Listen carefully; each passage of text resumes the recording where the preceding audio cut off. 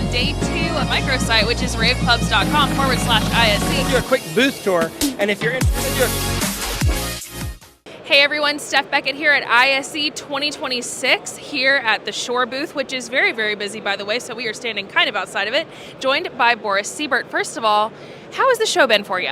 Wow. It's the only word that comes to my mind is wow. The energy at the show just in general is high, but the vibe that's going on in our booth right now is pretty outstanding. So yes, things are wow. And this is your first trade show since joining the Shure team, so how has that experience been? It is, I'm having what I call Shure moments. Yes. And the experiences not only with our partners and relationships, but the storytelling from our partnerships and from our customers have really provided these moments where I'm going, this is what Shure's about. Yes. Yeah. What a fantastic company, and what an announcement, by the way.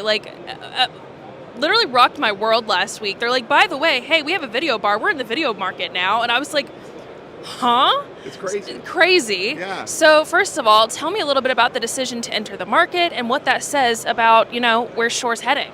Well, I think the biggest thing to say is we're providing a foundation for this AI workplace. I mean, just start with that concept and enabling customers to really enjoy those experiences and where we're going with that. And in short, I would say we're heading into becoming very much an innovation company versus just an audio experience company.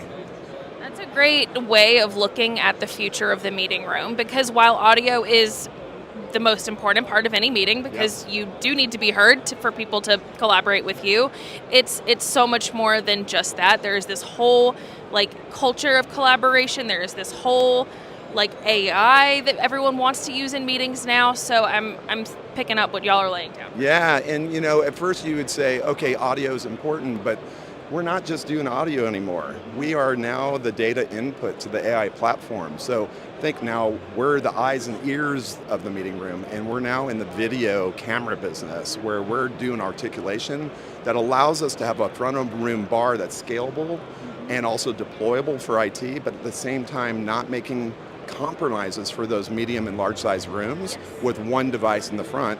But then when there is that complexity, you can know that we own the ability to then customize that solution. That's where the innovation comes. Absolutely.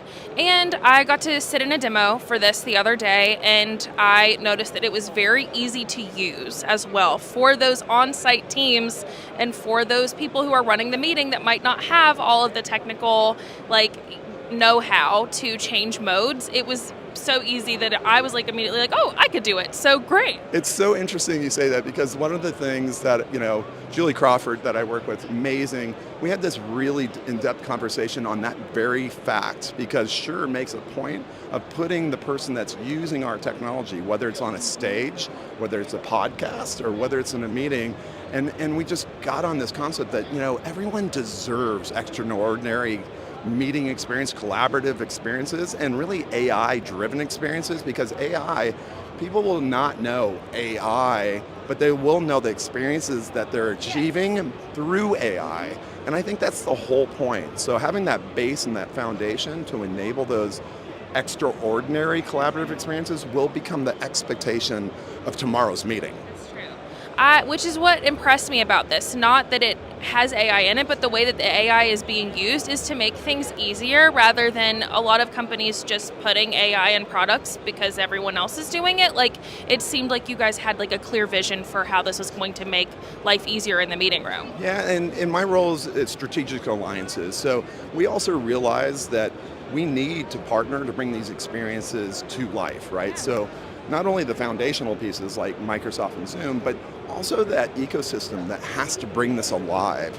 We are not a monitor company, right? And so this ecosystem that has to deliver these extraordinary experiences is also relying on this fact that we need to start with the customer in a meeting room. And how does the ordinary user have an extraordinary experience and go, whoa, I'm going to have a Shure moment. And I keep on going back to that. I'm having Shure moments. But that's what we're delivering, is this innovation that all of a sudden becomes seamless, but is really extraordinary as an experience. So does your position kind of entail sitting down with current customers, seeing what they need and kind of asking them how Shure can help? I'm just going to go with yes, right? Yeah. And so no matter how you would answer that question, Shure's starting point is the customer, and it is a deep 101-year history of doing that. And so there is no change in that design philosophy for this technology or even the IntelliMix room kits or even some of the stuff that you don't even know what we're doing, like the DCA 901, which is literally the biggest meeting space in the world where we're changing the consumption of audio on the biggest stages in the world. So again, I think we're moving into very quickly a technology provider versus an audio company. So that's really the message, right? Like, I want users to have that Shure moment, that innovation, and then really realize that Shure moment is the power and unleashing the foundation of that AI experience. That they all of a sudden, it's like you have that moment, it's like, what just happened? Yes.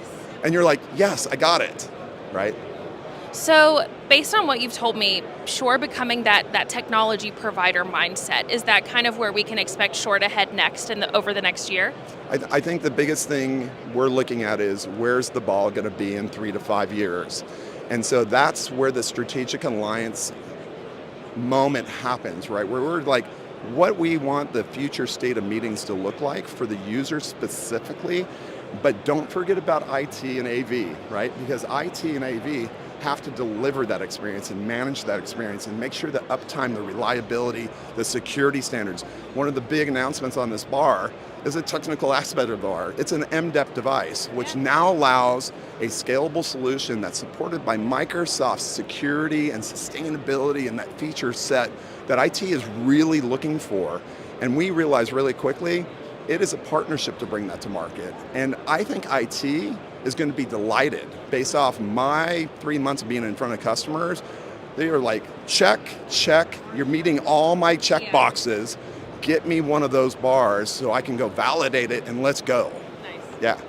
Well, last question I have for you, and it's a very easy one. Where can people find more about Shure? So many different places. Obviously, come to the booth at ISE, but I think, you know, talk to your Shure rep, talk to your Shure partner. Our Shure partners are super excited, and that will be my last point, right? Our Shure partners are AV partners and they're IT partners, and both IT partners and AV partners are coming together right now to learn each other's world. And so come to us, obviously at Shure.com, but go work with your Shure partner. Come to us as the Shure representative, but super excited about engaging.